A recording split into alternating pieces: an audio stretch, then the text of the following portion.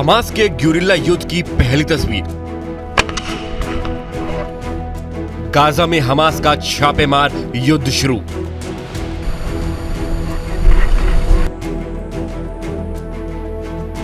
Gaza के रेगिस्तान में भीषण हुआ रण।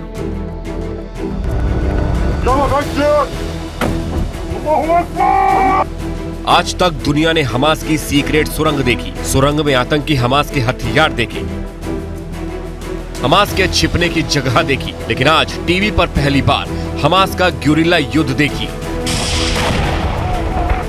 देखिए कैसे हमास के आतंकी इजराइल की सेना पर हमला कर रहे हैं। देखिए कैसे हमास के लड़ाके इजराइल के टैंक को भस्म कर रहे हैं।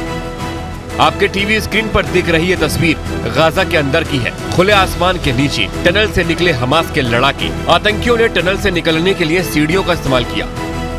हमास के आतंकियों के हाथ में रॉकेट लॉन्चर है। गाजा की सुरंग से निकला पहला आतंकी, फिर दूसरा और फिर तीसरा आतंकी। सुरंग से निकलते ही हमास के आतंकियों ने वहां से करीब 500 से 700 मीटर दूर पर खड़े इजराइल के टैंक को निशाना बनाया।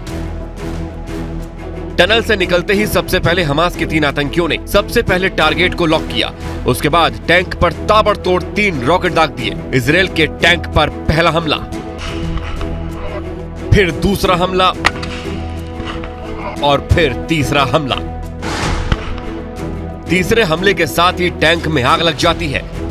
अब आपको हमास गुरिल्ला युद्ध की दूसरी तस्वीर दिखाते हैं। घनी झाड़ियों में छिपकर हमास के लड़ाके इजराइल की सेना पर हमला कर रहे हैं। हमास के आतंकी इजराइल की सेना से सिर्फ 500 मीटर दूरी पर घनी झाड़ियों में छिपे हैं। इसके बाद वो घात लगाकर इजराइल की सेना पर रॉकेट लॉन्चर से हमला करते हैं।